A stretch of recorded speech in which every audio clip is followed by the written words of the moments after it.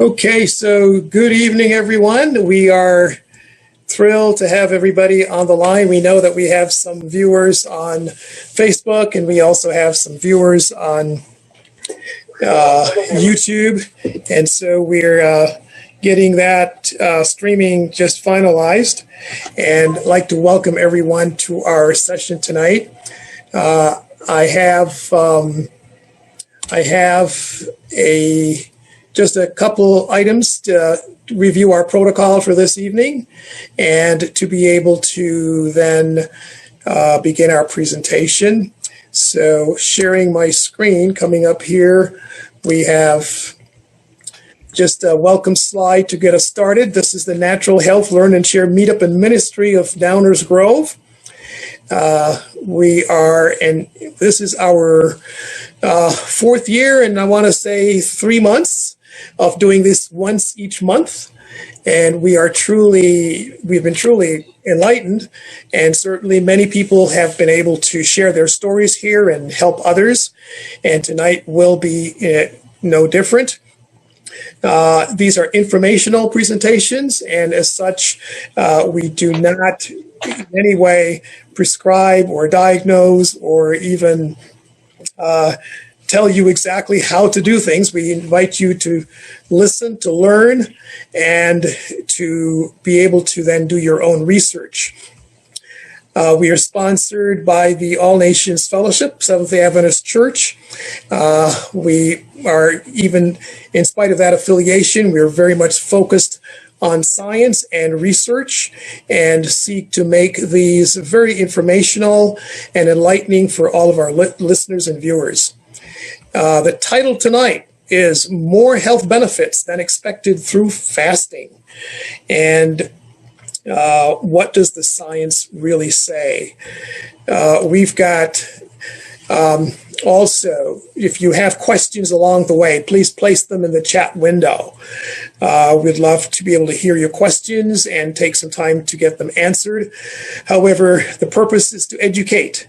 We do not want you to ask for recommendations on exactly what you should do or use. We cannot do that here. This is not allowed. And I know it's difficult sometimes because you really want to get the answer just to do something. But we invite you to take this information and do the research. We do have a private Facebook group for those who may be interested in additional information, coaching, a review of the videos, etc. All of our resources are there, the documents and links to various resources over the last several months, especially since the pandemic. And we really want you to join our Facebook group or join our Natural Health Meetup group. But our Facebook group is Natural Health Enthusiasts. If you look us up, you'll find us there, Natural Health Enthusiasts. And the link is here, facebook.com, of course, /groups/NHE for life.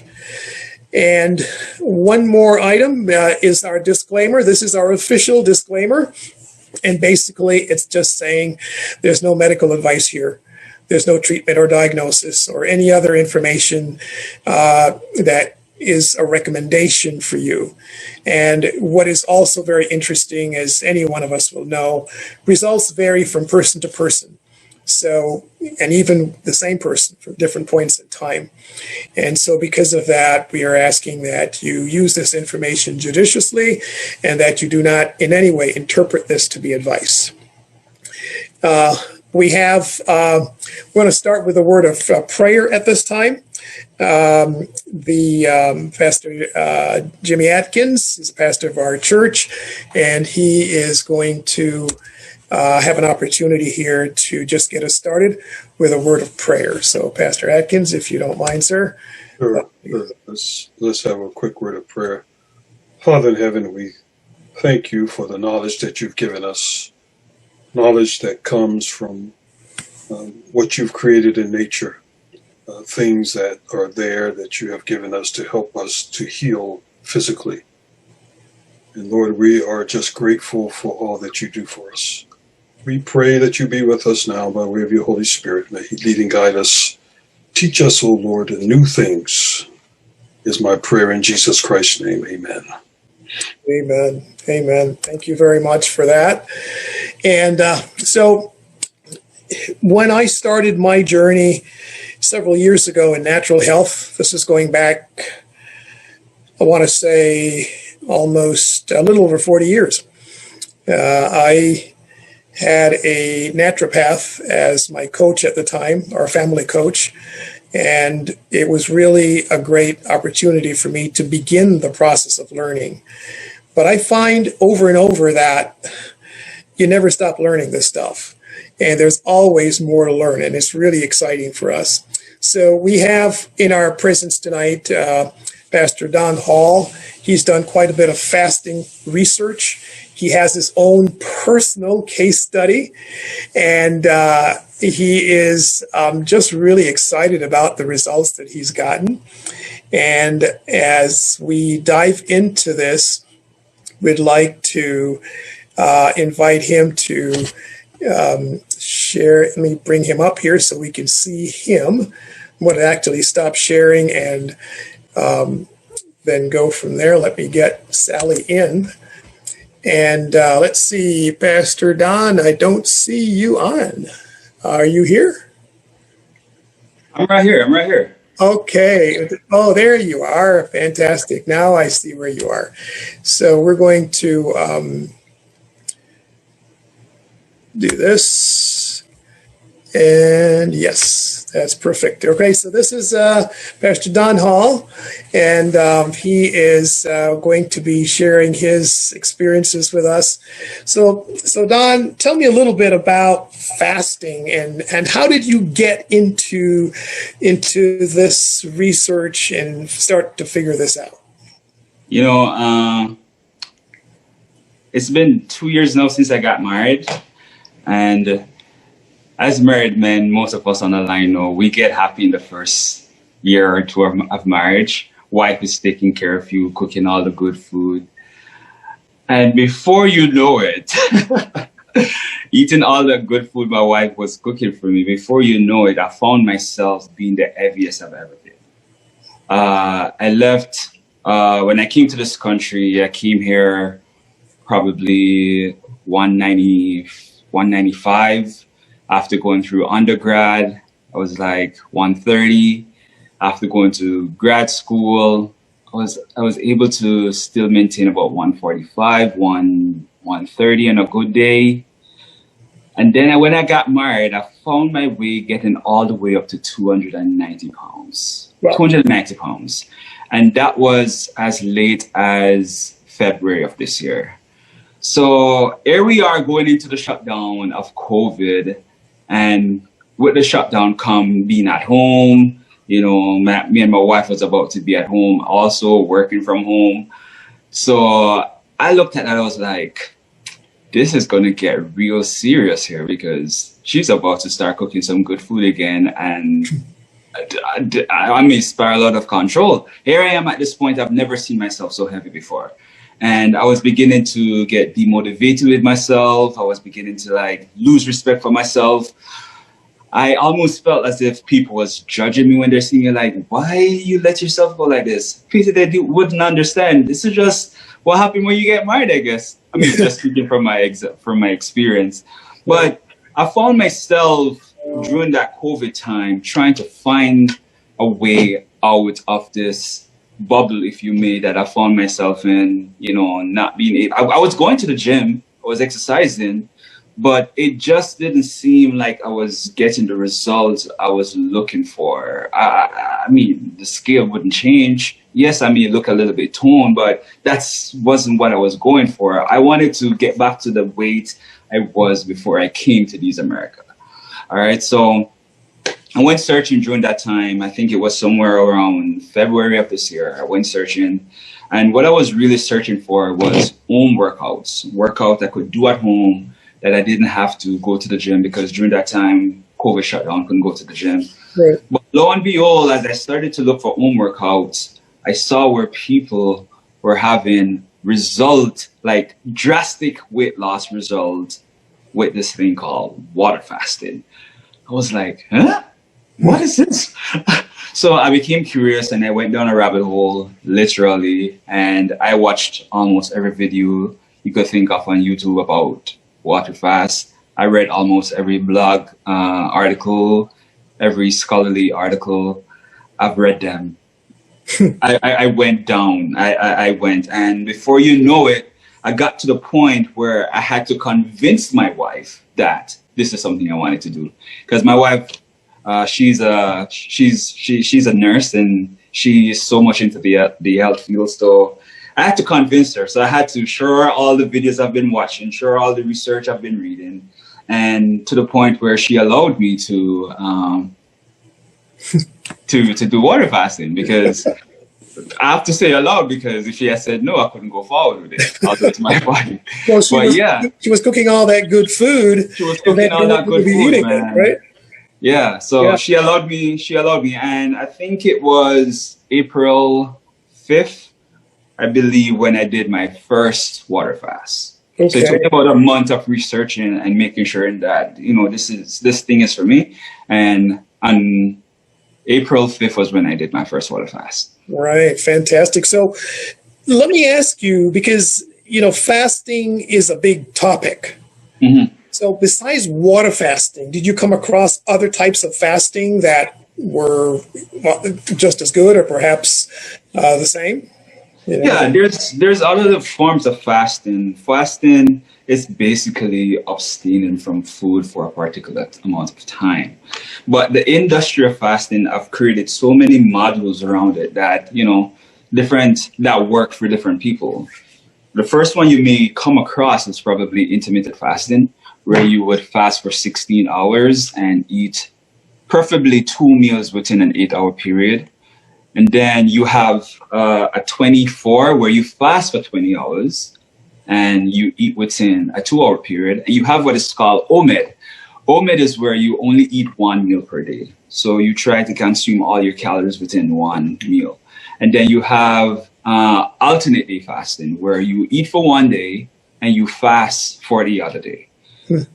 And yes, and by the time you do that, then you get down to the juice fasting, where you probably only drink juice. And then you have one that is called one where you only eat, if you're going to be eating, you only eat, it's called a mono diet, where you only eat one type of food for that day. So rather, if you're going to be eating apples, it's going to be eating only apples for the day. So, and then from that goes down into water fasting, where you only consume water for a particular period of time. And then you have this real drastic extreme one.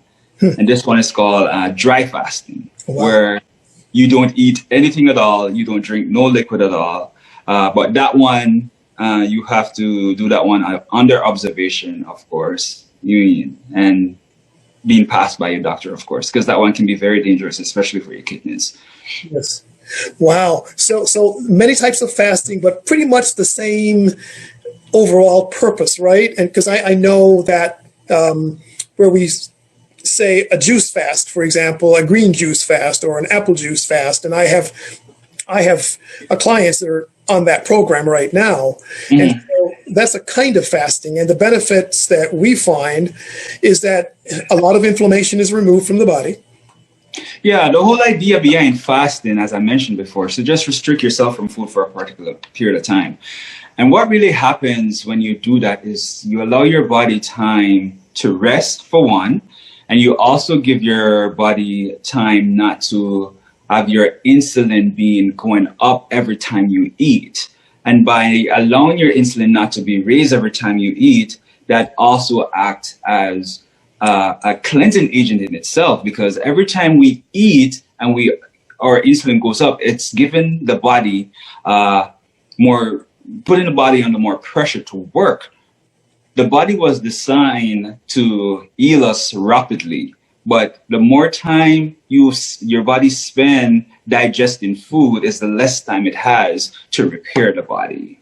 So it's kind of like this balance of energy, right? I mean, the energy, the resources of the body have to be portioned out.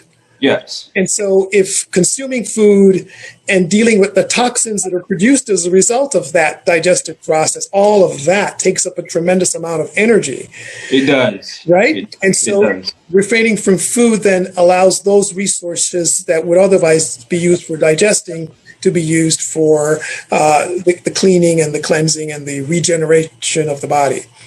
It does. It does. Wow. And I believe a lot of people really don't have that understanding. The whole detoxing industry make it seem like you have to drink a juice or something, but simply abstaining from food is the biggest detox you could give your body. And as we go further in the conversation, you will understand why that is such a big deal, just simply abstaining from food. So a question came in the chat window that I think is a good time for us to address this, and that is there any particular fasting or type of fasting recommended for, I guess, the majority of people?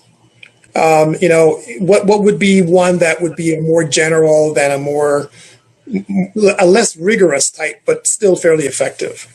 Well, I believe everybody's different and everybody experience is going to be different, right? So I believe one should start, if you're going to be starting fasting, one should start at their minimum. As Christians, we should be fasting anyway. So we should at least have a bit of tolerance towards fasting, or even the idea of fasting shouldn't seem so foreign to us. It should be one that we try to welcome. Yes. So simply the 16/8, I believe, is one of the best form of fasting that we could do. 16/8 is when you abstain from food for a 16-hour period. Yes. And then you eat within an 8-hour period. Right. But the simplest one that we can adopt, that I believe each of us could do right now, is simply to do a juice fast. Simply do a juice fast.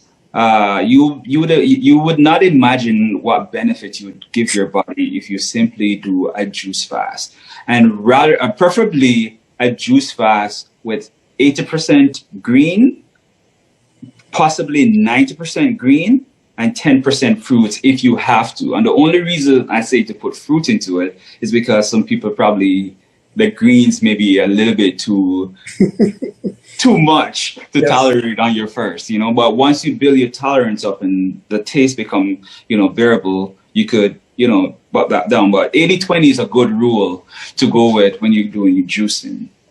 Yeah. David, was that helpful for as an answer to your question? Yes, it was. Thank you very much. Oh, great. So let's dig in a little deeper here. So fasting, we've already identified detox, we have cellular renewal, we have a tremendous set of benefits.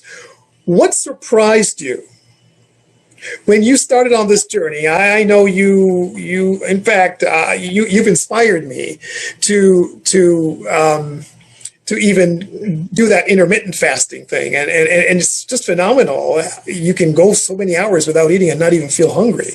Mm-hmm. But what surprised you as you were working on this thing, you had your goal in mind, what happened along the way that surprised you? To be honest, although I've done all the research and I was seeing, results from other people, in the back of my mind, I was like, this is not for me. This is not going to work. Because, as we tried so many other diets before, you're like, is this one really it? So I had a slight little doubt in the back of my mind. But after my first water fast, I think it was a 7-day fast I did first. 7 days of only water. I can imagine everybody on the line be like, say what? 7 days, only water. What surprised me was my first fast, my first day went good. But when I woke up the second and the day 2, I had a slight headache. And that slight headache is coming from what we call the keto flu. because you've been restricting your body from food. The body is used to you giving it food. You're not giving it food. Now it's have to be learning to go and find food somewhere else because it needs its energy. So one of the symptoms that you do experience is headache. And sometimes you may even feel as if you're contracting a cold or a flu, hence the word keto flu. So I was experiencing that on the second day. But on the third day, I woke up, I was good, energetic. I was like, wow, I don't even feel hungry, you know? And then second day, third day, I felt the same. Fourth day was kind of rough, but I was still able to go on a walk with the wife. And then by fifth day, I was like, okay, my body, I feel I've gotten fat adapted, and I could feel that burst of energy. And that was the weirdest thing ever. Here I am, not eating, but still felt energetic. And that to me was like, I wasn't expecting that. I was expecting to be crawled up and wrapped up in bed, but I was feeling energetic. And actually, when I broke the fast on the seventh day, it was just because I knew that I needed to eat something, but I literally didn't feel as if I had to eat. Wow. So that to me was the most surprising thing. And of course, I was doing it for the purpose of losing weight. So the scale went down dramatically. In the first week, I lost 20 pounds.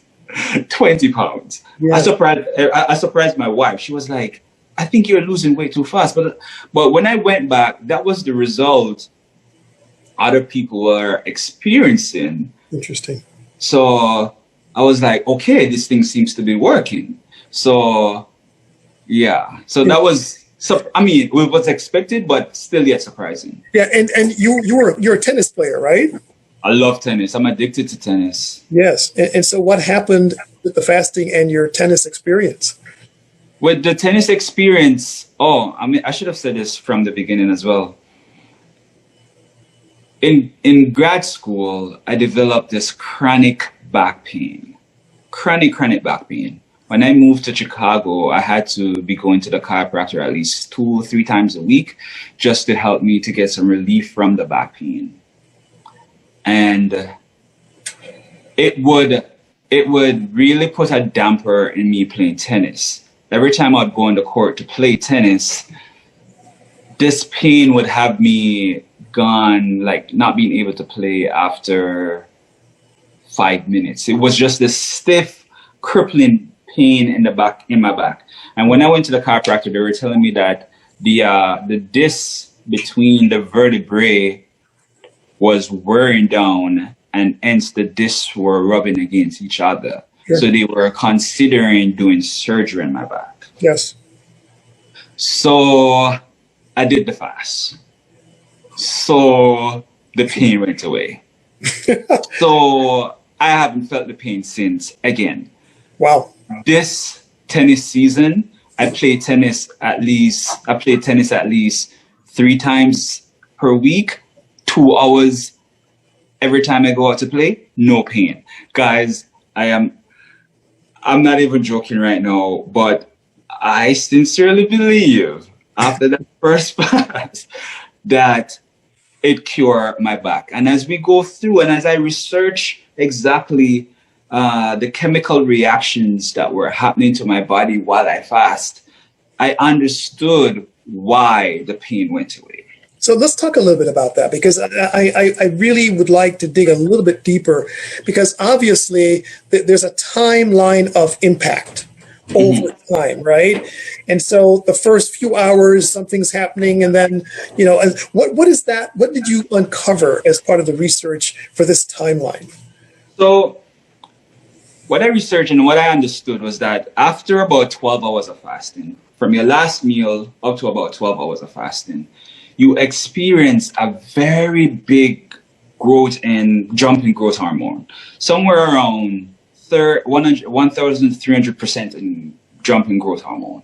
And growth hormone is basically responsible for the retention of muscle, for the building of muscle, and as the name suggests, for growth. Hence the reason why kids grow so much, because they have so much growth hormones. And hence the reason why we as adults, we stop growing, because by the time we get to age 25 into our 30s, our growth hormone completely is, gone. But as for guys, one of the benefits of good growth hormone is that when you go to play sports, when you go to the gym, you experience that you still have strength. That's when you know that your growth hormone, along with proper nutrition and everything, that's when you realize that, you're still good. So with a fast, at about 12 hours, you experience really tremendous amount of growth hormone kicks in. So that's one of the biggest benefit of extended fast. At about 12 hours, that's the experience. And so remember, from last time you ate up to 12 hours, growth hormone. At about 13 to 15 hours, the body realized that it's not getting any food. So the body now has to become smart. God is very good, and he designed a very intelligent body. So now that you're not eating, you're not putting in carbohydrates in your body, and no glycogen is being stored, the body's now realizing that it has to get a source of energy from somewhere else. And what it does at that point is that it switches the body source of energy from carbohydrates, and now it goes to fat. Hence, you are now in that zone of ketones. So ketosis is what is happening to your body at around 13 to 15 hours. Interesting. So your body is now becoming fat adapted. And by fat adapted, meaning that your body is no longer using carbohydrate as a source of energy, but it's now using your own stored body fat as a source of energy. So that's what happens. So that's around hour 13 to about hour 15. Yes.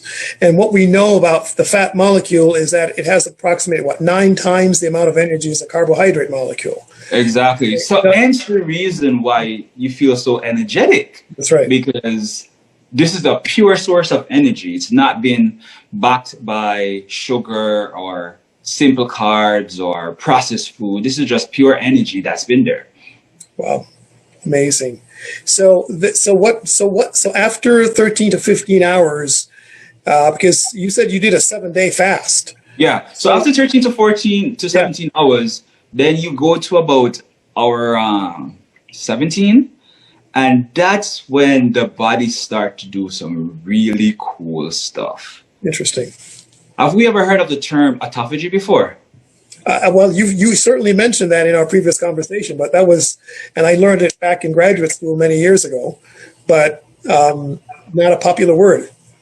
It's not a popular word, but I'm telling you, it is the coolest thing ever. So at this point, the body is not receiving any carbohydrates. It's in the state of ketosis, but still yet the body needs to still find a source of food, right? The body at that point, your cells in your body is beginning to start eating all the bad cells that are in your body. Cleaning it up. It is detoxifying you. So that's what really happening at about that 17 hour. Your body is in the stage of autophagy where the old cells is beginning to eat. The new cells are beginning to eat the old cells as a source of energy. Wow. And that detoxification is serious. And that is what I believed that happened to my back. I believe I was in a very deep stage of autophagy. The cells were renewing themselves. Hence the reason why I was able to get relief from the back pain. I went back to the chiropractor, and the chiropractor told me that my back is basically the way it's supposed to be. And he was also amazed as, what did you do? So that's what I believe that really happened there. Just imagine the cells in your body, the dead cells in your body that is very toxic. is being eaten. Just imagine that for a second. And I'm not just saying this just because it's good. This is biologically, medically proven. So it leaves you to think, why isn't this mainstream medical advice? But I digress. Interesting. So now, and what is fascinating about autophagy is to me that the cells that are weak, the senescent cells, in other words, they are being used as a source of energy, but they have all the raw materials that the body needs already. So it's really a no-brainer. It is. In terms of survival to be able to do that. Unless you find a way to excrete those toxins out of your body, it's just going to stay in your body and make you sick. Yeah, that's right. And that's the scary part about it. And for most of us adults, we have never really gone through any kind of extreme measure to get rid of the toxins that are in our bodies. And toxics comes from everything, from the food we eat, especially now we're eating so much genetically modified food, or food that has so much hormones in them, so much pests. It like the environment that we're in, just the very fact of being around computers and microwaves that gives off radiation. There's so much things that plays into our body being toxic, but we really never took the time to figure out a way how to get rid of those toxins from all our bodies. Interesting. And autophagy is the best way to get rid of it. And the only way to achieve that is through fasting. And at what point in time does autophagy begin? And it starts at about hour 17. 17. Into a fast. And that goes up to about, 24 hours? Or it goes up until the time you stop your fast. Interesting. So as long as you could bear it, it goes up to that point. Yes, yeah. So that's fascinating. So you went through this process, and what were some of the experts that you identified that were in the forefront of this research? And by the way, for those of you who are on the line tonight, we have a list of resources, links, and we'll have an opportunity to bring those on the screen, and we'll put those in chat for you, so you'll be able to grab those off the chat window. But what were some of the names of doctors, of people that really got you into understanding this science and being able to then say, yeah, this was a safe thing to do? There's this doctor by the name of Dr. Jason Fu. I think that's the name of his last name. F-U-N-K. Okay. He is a medical doctor. He studied up in Canada, and now he's practicing out in California. I think it's Berkeley University out in California. And he's basically going against the conventional wisdom of medicine, and is teaching fasting as a way to cure diabetes, as a way to cure hypertension. And he is using scientific data, going into conventions, going against what they taught them in school, and really promoting fasting. And when I've been through a series of his book, there's one that is called the Diabetes Code. And he talks about how to use fasting to reverse type 2 diabetes. And he has case studies upon case studies that he have done. He has YouTube videos upon YouTube videos. He has articles upon articles that he has written to express this point. And I really believe that because of his effort and the way his effort is being accepted, not only within the medical community, but by regular people, I feel like it's really getting the reputation that it deserves. Yeah, and this is perhaps a good point now that you brought that up. Drew, are you on the line with us? Yes, I see you. I want to pin you up there so we can see you. Drew actually has had positive experience with diabetes. Oh, A1. yeah. Yeah. Congrats, Drew. Dr. Fang, number one. All Say it right. again, please. Dr. Fang, Okay. I Yeah. believe that's the gentleman you named, and he's the one that changed my lifestyle and got me into fasting. Yeah, because Yeah, everything you said made so much sense, so much sense, and it's the simplest diet in the world is to fast. that's it. There's That's it. nothing complicated, nothing to count. It's just simplicity. That's it. Yeah. Tell us a little bit about your story, Drew. And, obviously, you know Dr. Fang, and you started this process. How do you do fasting, and what have been the results so far? Yeah, well, I was told I was a diabetic like 8 years ago, and of course, it's hereditary, they say, and where truly I just inherited eating habits, and being Italian, everything was pasta and bread, and I was just always kind of convinced that once you're diabetic, you always will be. That was kind of what people told you, and I got on my metamorphin, and at first I had a hard time believing I was diabetic because I really wasn't overweight, just maybe 190, 195, which is kind of what I've weighed since I was 18, and I'm 55 now. And I never ate candy or sugars, but boy, I just ate a lot of bread and pasta. So when I went in and I talked to a nutritionist at first, and she almost wanted to starve me. She was like, this is an apple. It looked like a grape to me. She's like, this is not an apple. That's too. And everything was in such small portions, and I followed that for a while, and I was pretty hungry, but I figured, well, I can do what I want as long as I keep taking the medicine, and then my A1C just kept going up and up and up, and then it got to a point where, my doctor's like, hey, look, he's like, you need to start losing a little bit of weight. I'm like, all right, I'll start taking some weight off. And, he was happy with it. Then I'd put a little bit back on, etc. And, long story short, I listened to that Dr. Fang, and it just made so much sense to fast.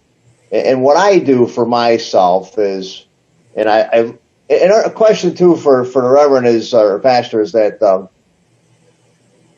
maybe when I get done speaking for a minute here, but like he says, he plays tennis. Yes. Now for me, I start my fast every Saturday night around 10 o'clock, and I break it on Monday morning about 10 o'clock. Now, by breaking it Monday morning, I'm not hungry anymore for some reason. I have a little bit of hunger, during the day on Sunday, and I just drink water. But by doing that, and without changing my diet much, I have lost a half of a pound a week for a long period of time. Wow. I wasn't like Pastor, lost 20 pounds in a week. To me, it's like, no, I just wanted to lose a little bit because my doctor gave to a point. He said, well, if you lose 10 more, I'm like, I want to be off my medicine. He says, lose 10 more pounds. And he kind of giggled like I couldn't do it. And, but I did do it by just not eating that one day. And problem I have, though, is come Monday morning, I exercise pretty rigorously. It's kind of strange. Like, I'll find my sugar. I don't check my sugar a lot, but I'll find my sugar being around 100 when I wake up on Monday morning. But then I'll go exercise without even eating. Then my sugar just doubles and triples. And I kind of made sense through Dr. Fang that's now all of a sudden from fasting, all the sugar's leaving my blood. Now my liver has to throw all that sugar back into my blood, and that's why it goes up naturally. And when you do that, it's kind of lowers your A1C, and it just all made so much sense. And and I just love the idea. It's so uncomplicated. Just don't eat for a day. It's just so. What's your A1C now? I'm down. I went down to a 6, so I'm considered a pre-diabetic now. And my last doctor appointment, he is just ecstatic that I was able to do that. So you got the weight loss and you got your A1C down. What was that? What was the high on your A1C? I think I was like an 8.4 on my highest, Yeah, yeah, which I don't know if that's super high. My whole family's a diabetic, but and I think like what the pastor was saying, me too, I had like, a lot of, with my family too, it's like, oh, you shouldn't be doing that. You shouldn't be doing that. They're all diabetics. They don't, so when I show them what I did, they don't even want to believe it, because they want Yeah, to eat the way they eat. I've come to realize that the proof is in the pudding, man. Once you're able to live the example and people see the result, they really can't argue against it. One of the biggest thing, especially, I got to the point where when I go out, I just grab a water bottle. I would put regular water in like a sparkling, like the sparkling water. I would put water in that because I drink that. And when I go out, I like people. I'm drinking water, okay? And it appears as if it's sparkling water, but it's actually like uh, regular spring water. But people tend to, when you're doing the extreme thing, like they just have a lot of opinions, yeah. and they really haven't done the research, or they really haven't seen anybody done it before because it seems so extreme. But they can't really argue with the results. Yes. So that's something you have to take into consideration as well. And taking care of our health is our responsibility. I believe everyone has the responsibility to have a basic understanding of what's going on in the body. Of course, I can imagine my wife comes there and she's given a presentation and all of these scientific terms. She would sound like she's a scholar because I presented this to her and she went back into her books and like, oh, I'm studying this. And she's able to, be more articulate with it. But I have a basic understanding of what's going on in my body and what takes place, especially on a chemical level, just basic understanding. I believe everyone is entitled to do that. You haven't mentioned, were you diabetic or are diabetic, or were you just into fasting to lose weight? To be honest, I was not diagnosed. Okay.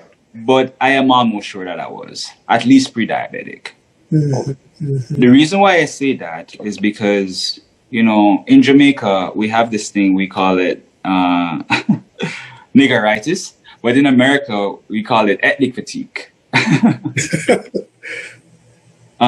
Every time after I would eat a meal, the first thing I want to do is find a bed.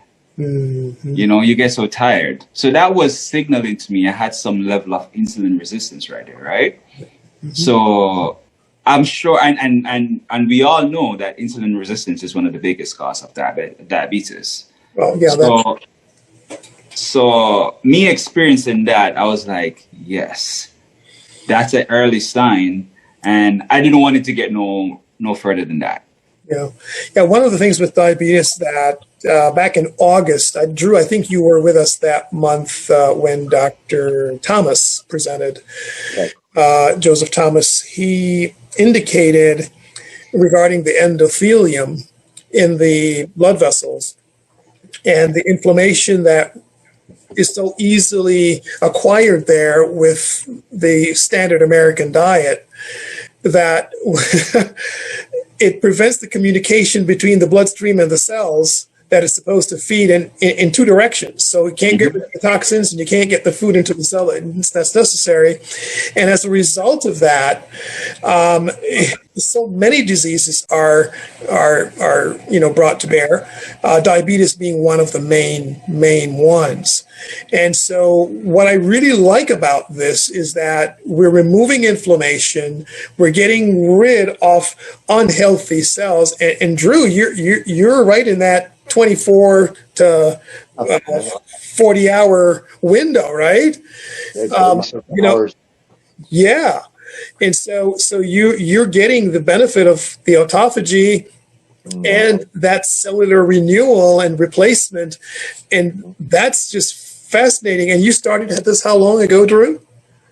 Probably around the beginning of the year, a little bit, about the beginning of the year. Like I said, real adamant about weighing myself the same time, right at the end of my fast, and I just watched a half a pound. And this is Yeah. without, changing my diet much. I mean, so Yeah. there's no complications in diet, no counting this, counting that, just Yeah. one Yeah. meal a week. At around the 24-hour, there's a lot of cool stuff that is happening in the body at around 24-hour, man. Yes. There was a study out at MIT that suggests that stem cells, the intestinal stem cells, is beginning to regenerate at around 24 hours.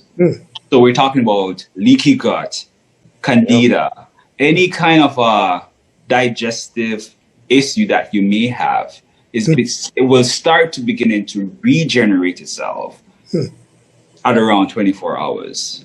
Wow. Also around 24 hours is when you have this thing called BDNF. It's like a brain fertilizer. Yes. Yes. And around that time is when that protein spikes. So it goes into the brain, and all the neurons that are in your brain that was probably misfiring and everything like that, it begins to start putting back everything together and repair all the neuron pathways that are in your brain. So around 24 hours is literally a cool spot to be with fasting. So if I get that correctly, because that neurotropic factor in the brain is actually controlled by a gene. Actually a gene specifically that promotes this protein production and release. And it's kind of interesting because there's so many supplements out there that are targeting that particular molecule. Yep. Then you can simply use this process of extended time without food to really regenerate that level as well. That's fascinating. Yeah, it's cool stuff, man. It's cool stuff. But you have to kind of know it, you know? Yeah. Have to know it. Yeah. And so the 24-hour time seems to have a large impact. Yes, it does. Is there anything beyond that we should also know? So everything before 24 hours is like a switch, right? So everything is initiated. All of the health benefit and everything for fasting, inflammation, the blood pressure, the ketones, the autophagy, the intestinal cells repair, all of that is like a switch that is switched on. So based on the duration of your fast will determine how long these benefits are last for. So that's why sometimes it's good to have like an extended fast. So these benefits, so you will give your body actual time to repair. I notice within all of this, I'm not saying anything about weight loss because I don't want fasting to be or perceived to be a medium of weight loss. It is actually a byproduct. Weight loss is actually a byproduct. I feel way more healthier now than I was before. And as a result of all of that, my body is in an optimal place and has found back its set point, as you may, with my. We lost your audio for a little bit there. You said you found your set point. Your set point, your body, each of us have this perceivably set point that it doesn't matter what we do, our body seems to try to find that sweet spot in terms of weight, right? So, but it's very hard for your body to do that if there's so much going on with your body, if you're unhealthy. So when you get your body well, your body is at a good point to start to adapt back into its set point area. And so that goes back with the cellular renewal and rejuvenation, because that's really cleaning up the toxins that allows then the optimal functioning of every cell in the body. And it really then is getting back to perhaps when you were 22. Yeah. Right? Yeah. That's fascinating. So. Yeah. So for some, you mentioned the dry fast earlier, and I know that someone, I think Drew, had asked the question, why would you even do a dry fast? Is that something? So the dry fast is water fast and steroids. So one day of steroids. Okay. one day dry fast is like 5 days of water fast. Interesting. So that's the kind of pressure that you're putting your body under. So of course, everything that I've mentioned here before can be experienced or be achieved way faster than you would with a water fast. But of course, you're putting your body under heavy dehydration, Right. And that can be very dangerous. And I wouldn't advise that unless you are under medical supervision. Yes. But hey, I believe our Lord Jesus did it for 40 days. I believe that when he went to the cross, he did it right before he went to the cross. I believe when he went to the cross, 40 days of not eating, and the Bible didn't suggest that he drank anything either. 40 days of that simply meant, and he's having all of these benefit that is what's happening to his body. That simply means Christ took a clean, not only a pure mind of him being in the wilderness for 40 days, but a clean body as well to the cross.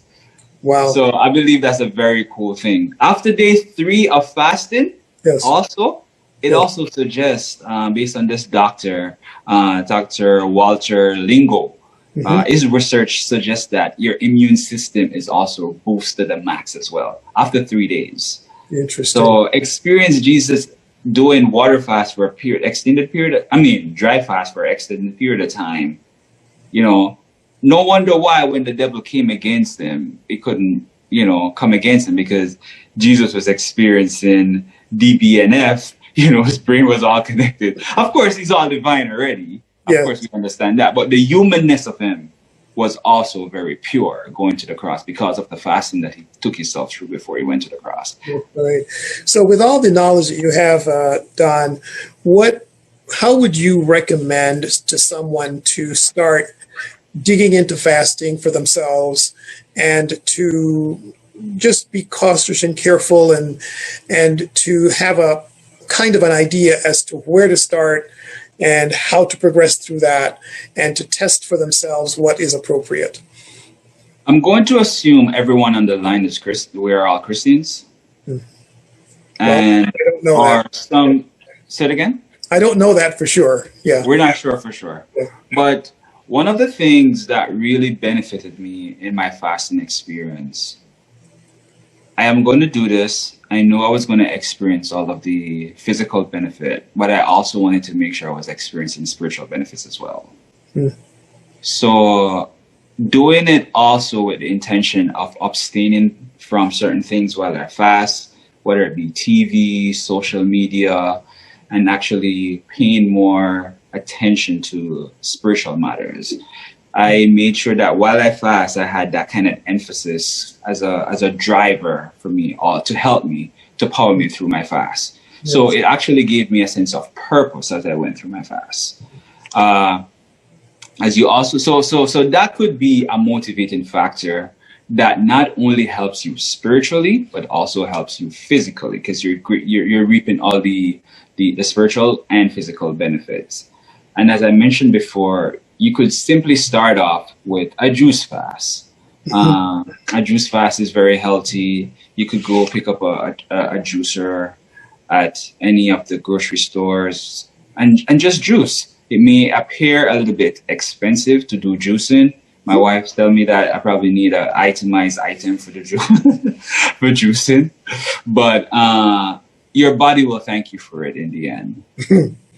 And then the other thing that we could do to help us to break into that idea of fasting is to mono fast as well. Not overpack our body with different type of food, but you could choose a fruit and just have fruit for dinner. You could say you want mangoes. You could have 2-3 mangoes and that's just it for dinner. You understand? It helped. Oh, there goes. That's mangoes.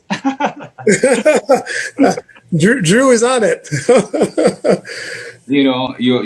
So you do that, and so it helps. It gives the body less of an opportunity to try to digest all of that food, to compartmentalize all of the food you're eating to digest. So you just be monomealing, and then you move yourself into sometimes an alternate day fast, where you eat today but you don't eat tomorrow. Or you do a 16-8, where you wake up in the morning, you push back your breaking fast time until about 1 p.m. in the afternoon, and you have your last meal before 7 in the evening. And so you're actually consuming your calories within an 8-hour period right there. So you would have fasted for 16 hours. So this is something that we could do naturally without even thinking about it. Mm-hmm. You know, you would even notice that you were doing it, you know? So that's where you could start. You start off vegetarian. And the reason why I would recommend to start off vegetarian, and once again, I'm not a medical doctor, and before we do anything, do research or seek medical advice. But I would become vegetarian because you're not putting all that simple carbs in your body anymore. Most of the food that you will be eating would be rich, dense food. So when your body goes through a period of you not eating, it is not it's not craving all of that food that you used to eat before, all of that sugar, carbohydrate stuff that you used to eat before. So it's like you're weaning yourself off simple carbs as you prepare for your fast. Is that understood? Yeah, I think you are also thinking more raw foods than more raw food. Raw foods. Okay. Yeah. Okay. So that would be a good way to plan for any kind of fast. And really, I mean, it doesn't matter if you're doing a 1-day fast, a 2-day fast, any type of fast. You want to prepare for it, and that is one of the ways in which you would overcome what we call the keto flu that I spoke of earlier. Yes. So Agnes, I know that you're on the line. You had posted a question in our Facebook group just regarding metabolism and being able to increase that. And you can see how this workshop is giving you a lot of answers regarding that. Not without specifically addressing metabolism, it's actually burning up a lot of the fat molecules. And at the same level. Sir Mike, at this point, you could probably go ahead and share my before and after. Oh, yeah. That's great. Let's see here. Wow. Yeah, you guys, let's see. Before and after. I'm going to try this. And we had this slide here. So let's take a look. This is the before. And this is him now. That's 90 pounds off. 90 pounds in just roughly 6 months? 6-7 months, yeah. Wow. Yeah. Yeah. So, I mean, even your posture is different. Oh, yeah. As a result of that. Yeah. That's amazing. Yeah. So you had, see, there's a question in chat. Let's see what else is here coming up. I am not seeing my chat window. Let's see if I can do that. I'm going to have to do this. And let's see, chat window. Okay, Redwood facing a gallbladder issue that skipping meals keeps the bile in the gallbladder, risking gallstone formation. Okay, so I don't know if you came across anything like that. This is I actually did, okay. And it was my wife that kind of cautioned me against that. Yes. So what she made sure that I did was that when I'm not fasting, that I take a lot of lemon in. Sure. Because lemon is actually detoxifying the liver, detoxifying the gallstone bladder, detoxifying your kidneys. Yeah. So yeah, and what she did also was to test me with olive oil. Mm-hmm. So she made me swallow like 4 ounces of olive oil. Mm-hmm. And if I had a reaction to it, mm-hmm. that simply means my gallbladder is not well. That's right. And I shouldn't be venturing into any kind of fasting. That's right. So when I didn't have that kind of reaction, I was just fine. She was like, and she monitored me for like 24 hours to see if the reaction with any kind of reaction, and it was just okay. Yes. I was just fine. So she was like, okay. That was one of the first things she did with me before she would consent for me to have gone down this fasting. Fascinating. So that's how I would answer that, Gal. And that's why I said also make sure that you seek medical advice to make sure that you could really tolerate this. I mean, I know I didn't. Well, I had a wife who kind of did her thing, Yeah. but yeah. Fascinating. Well, you had a video that you wanted us to see as well, correct? How long? How long? We have 30 minutes left, and the video I think is just about 8 or 9 minutes or something like that. Okay. I mean, yeah. If you still want to use it, that's fine. I mean, yeah. I can't stress this more, man. Fasting to me has become one of the best thing in my life. Next to God, my wife, my family, then come fasting. That's how high in the esteem I have put fasting. And, you know, I would really encourage everyone to just do a simple search on it. You don't have to dedicate yourself to do one right now or whatever, but just do it. And another thing with fasting that we have to be very mindful of, when we do fast, we have to be very careful how we break our fast. Mm-hmm.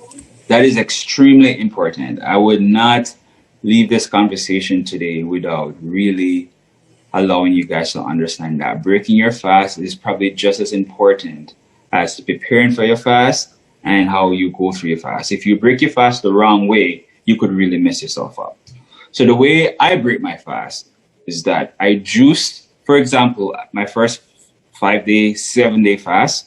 So it is recommended that for every 5 days or for every day fast, every 2-day fast, you take 1 day to break your fast. So if I did a 7-day fast, that simply means it would take me about 3.5, 4 days to break my fast. Is that understood? Yeah, that's right. Okay. So on the first day of any fast, after I break my fast, is that I would drink juice all day, green juice all day, to rehydrate back myself with nutrients. Because I haven't been taking in anything. I've been taking in any electrolytes or anything. So I would juice. The second day, I would juice again. But at that time, I would introduce fruits into the diet as well on second day. So I would juice and take fruits. On third day, I would do all of what I did on first and second, but I'll introduce veggies at this point, steamed vegetables at this point. So, and then what you're doing is that you're waking up back your GI tract because you haven't been eating for a period of time. You know, there still may be a little things in your bowels. You may be going, whenever you break that fast, stay close to the bathroom because you will be going. Because you're now waking up back your body, telling your body, signaling your body, your digestive system to start working again. Amen. Wow. Yeah. So yeah, breaking a fast, you definitely want to do that. And even when we are doing just a detox with a juice fast and so on, we are also very cognizant of the water intake and how to maintain the lemon juice and keep the body alkaline to optimize that process. So that's great. So we're ready for the video now? Yeah, we could go ahead and play the video. Let's see, we have David has a question. What reaction should be expected with olive oil? Well, you got the answer. Okay, you got the answer. Okay, got it. Okay. Yep. Yes, sometimes it's just a dull pain in the near the abdomen, right? Yeah. Mm-hmm. And to be honest, doing that, you may even pass some gallstone. You probably wouldn't even notice it because most of us don't inspect our feces. Yes. But when you do that for an extended period of time, you're actually giving a gallstone flush. And you may be passing a few stones. Interesting. Yeah. Very interesting. Great. All right. So let's take a look at the video. I think I have it already queued up here. The title of it is Fasting, a Path to Mental and Physical Health, something like that. Transcendence. Right. So let's let me make sure I have the sound set up for that so you can see it good. And we can now go there. So here we go.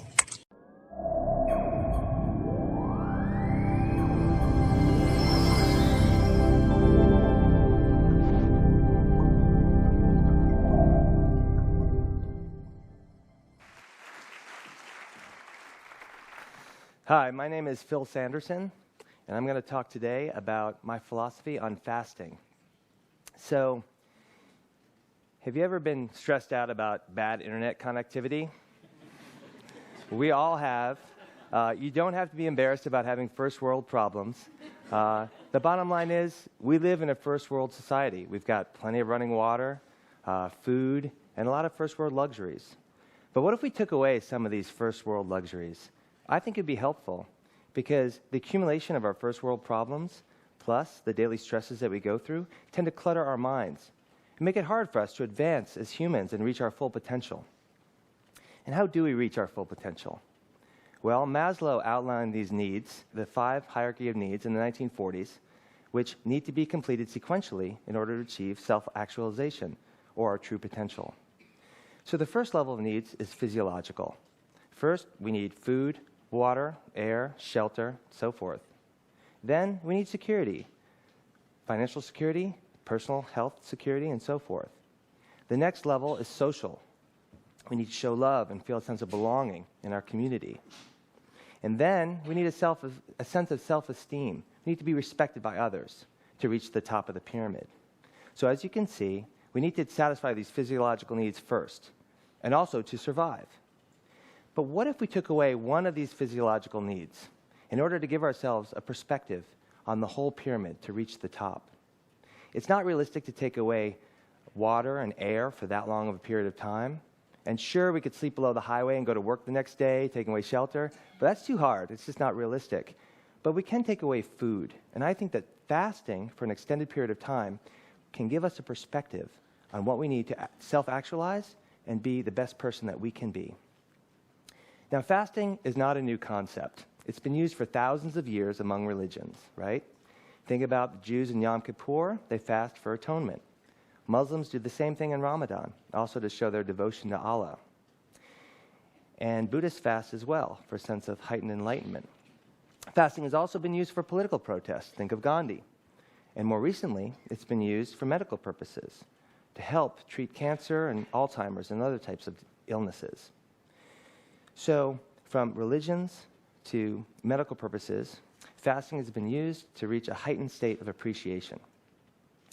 I do the same thing for fasting. So every year, I fast for 7 days. I don't eat any food.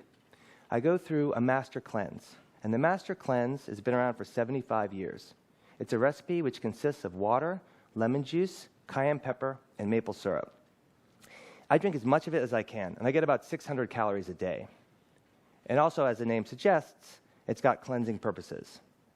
But I eat a lot of food. I work out an hour and a half a day, and as was mentioned, I run ultramarathons. So when I'm training for an ultra, I'm burning about 3,000 to 4,000 calories a day.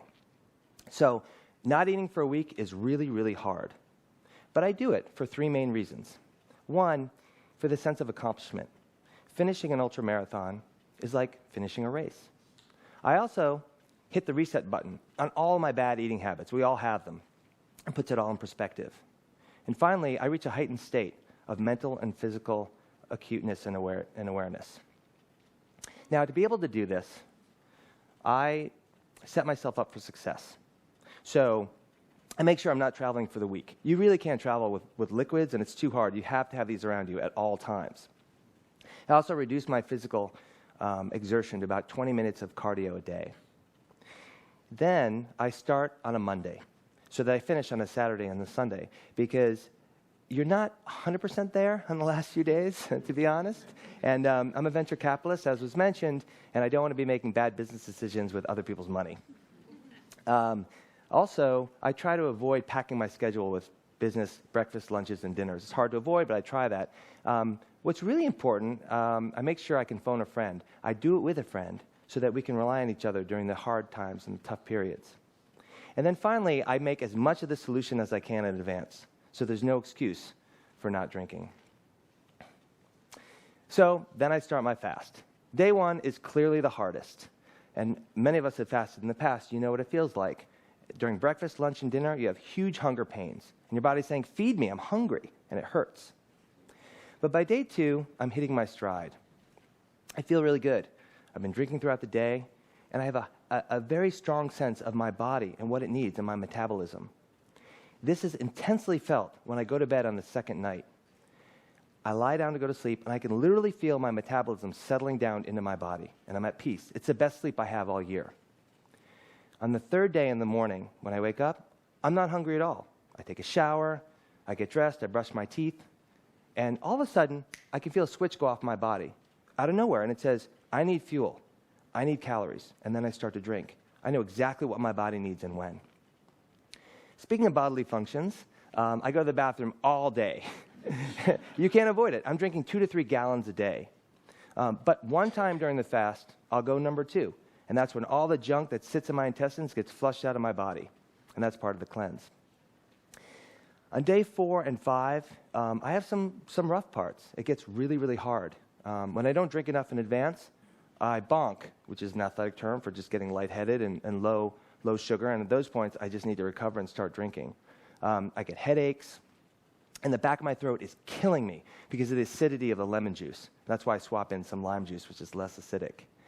But usually during those days, I'll call a friend and say, I'm done. It's been 5 days. I'm out. I can't do it anymore. This hurts.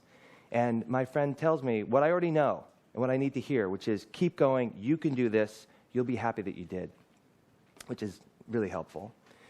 Also, on day 6, I'm starting to really feel the hurt of seeing food and especially smelling food. I can't avoid business lunches in my industry.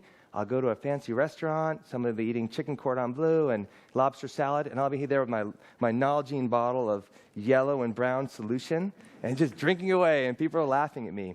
But there'll always be people saying, what day are you on? And this is a pretty widely spread use, the master cleanse. And then when I go into day 7, I feel great. I mean, I mentioned feeling physically aware of my entire body, but I have a mental acuteness that's unlike anything else. I'm aware of everything around me. It's a real state of enlightenment. I'm actually sad it's about to end at that point. I also lose a lot of weight. I've lost about 10 pounds at that point, which I don't really have, but the fast burns muscle, well, first fat, then muscle, and then tissue. So I can't go beyond 10 days. Some people do this for 30 days. 7 days is right for me. And it's an incredible feeling of spirituality that I have. I feel that going into the 8th day. And on that day, I have a breakfast, typical for me. We have chickens, so I have eggs from my chickens. I live in Marin County, so it's a California thing. We have turkey bacon, and then I'll have some toast. And I will appreciate every morsel that goes into my mouth. It's the best meal I ever have. And I know my body needs food, and I need to feed my body. And I know when I need to eat food. And I have that feeling for the next 2 to 3 months. I don't snack or graze like I normally do. I'll walk by our snack room or Starbucks and say, I don't need food right now. I don't need that snack of chocolate. And it's super helpful to have that attuneness in my body. So last year, I spoke about the BHAG, or Big Hairy Audacious Goal, of running a 100-mile race on no training using entrepreneurial principles. You can find that on my blog at sfvc.com. But that's a pretty unrealistic goal, to be honest, right? I mean, who can run a 100-mile race who really wants to? I admit I'm a little crazy to do it, but I love doing that. But fasting is something that we can all do, and it can change our lives. Every year, I fast for 7 days. It's incredibly hard, but I reach a heightened state of physical, mental, and spiritual awareness. And fasting is a regular part of my diet of personal growth, and it can be for yours as well. Thank you. All right, fantastic. So we want to really thank Pastor Don for sharing this with us, and for Drew to step in with his experience as well. This has been a phenomenal opportunity. We want to thank you all Introducing Amazon Halo. Coming out. Halo analyzes body fat percentage. Let's try stopping that. And then our next month, what we are planning, haven't worked out the details yet, but we are planning to have a holiday pandemic-related smoothie demonstration. something like that. So how do we make healthy smoothies? What do we put it in there? And, how do we keep our immune system really strong? And we're hoping to be able to put something like that together. If any of you have recipes, things that you do that you would like us to share and include, please let us know through the Natural Health Meetup site or through our Facebook page. I would really encourage you, because the videos and all of the materials are in our Facebook group, and they're very easy to access there. But would really encourage you to do that. I'm going to put that back on screen so you can see that pretty easily, how to get access to our Facebook group. And I think I can do that pretty easily right here. And then we will wrap it up here. This has been just another incredible thank you, Pastor Don. Let's all give Pastor Don a virtual applause.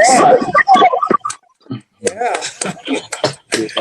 This has been truly fascinating. Thank you so very much.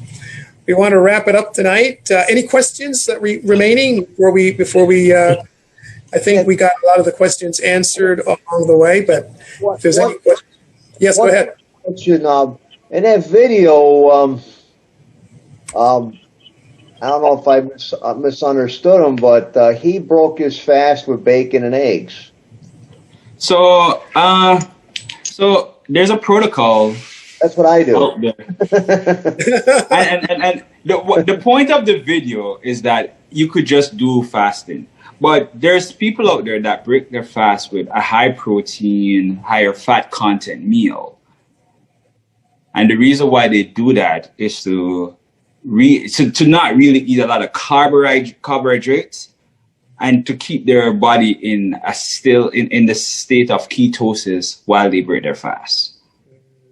Oh. So that's why they would eat high fat, high protein meal. But as Christians, we try to stay away from pork and bacons and all of that. So yeah. Okay. So we wouldn't break our fast like that. I told you guys how I normally break my fast. Yeah, with the green juice. Yeah, thank you very much. That's great. All right, so let's close with a word of prayer. Let's bow our heads. Dear God, thank you so much for the session tonight. Thank you for giving us examples from way back in history, from Bible times, life of Christ regarding fasting, and help us, Lord, to apply the principles that are correct for us. Let us seek medical advice as needed, and so that we can make the right decisions. But give us, Lord, healthy bodies and healthy minds and healthy spirit. Help us, God, that as a result of doing these and following these principles, that we will help to make society a better place through a better temperament, better mindset, and the ability to function with high energy for the things that are needed to help the ills of our society. Please give us a wonderful experience for the next month until we get together once again, the second Tuesday in December, and let us come back to celebrate close to the end of the year. In Jesus' name we pray. Amen. Amen. Amen. Amen. All right. Thank you, guys. Thank you, Pastor. You inspired me. that was the intention. All right. Okay, very good. Thank you so much for attending. Until next month, have a good All right. Have a good one, everyone. All right. Goodbye, everybody. Bye. Good night.